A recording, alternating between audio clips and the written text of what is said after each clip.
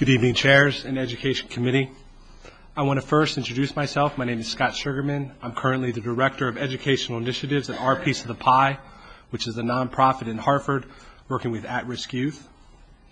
I'm here today in full support of Senate Bill 24. My testimony is in the packet, but I also want to point out that our CEO, Bob Rath's testimony is in there as well.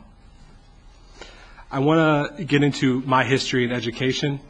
I started off in education in the Peace Corps in Africa, and then I joined Teach for America.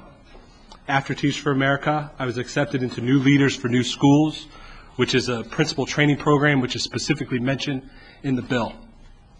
I was a principal of a school for students with special needs in Washington, D.C. for the past 3 years, where I was working very closely with a lot of the same issues that are specifically mentioned in this bill.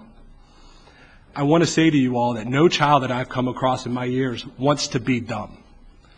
Every child wants to learn. And in order for our children to learn, they need high-quality teachers. High-quality teachers and administrators are the #1 factor to a student's success long-term in and out of the classroom. If we are to expect the best out of our students, we need to expect the same out of the adults. And not just the teachers, the administrators, the custodians, the librarians, everybody who comes in contact with kids. What I found when I was a principal is that the more rigorous I made the hiring process for teachers to come into my school, the better the applicant pool became. What I was told is that teachers did not want a watered-down application process or a hiring process or a certification process. The best teachers were attracted to the best processes, evaluations that we could offer. And so that's what I realized pretty early on, and that's what I strove to make my hiring process to be about. And at the center of that hiring process were the students, because the teachers weren't going to be teaching me.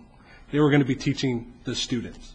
And so I urge you to consider the one thing that I would really like you all to consider is, with the rigorous hiring process, is making the students at the center of it. Is that the teachers that came into the contact in my building did not have to do a 10-minute mock lesson for me. They had to do a 30 to an hour lesson for students. And they had to interview with students. And there were multiple facets where they had to be in contact with students, because the students could look at me and they could say, Mr. Sugarman, that person didn't look at me in the eye, and I don't like them because of that.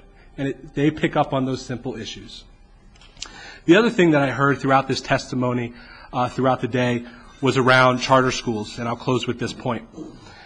With Achievement First, Hartford Children's Zone, KIP, Yes Prep, a lot of the high-achieving charter schools that are out there, I visited many of them, and they all do many different instructional methods and different curriculum. But the one thing that they do all the same is that they get the same teachers in the building who have the same high expectations for kids. And then when they're in the building, they have the same rigorous evaluation, hiring, and training process. So when people talk, what do we have to figure out what these charter schools are doing? That's what they're doing, and that's what this bill addressed. So I urge you to pass it, and I'll take any questions. Thank you, sir. Any questions for the gentleman? Thank you. Thank you.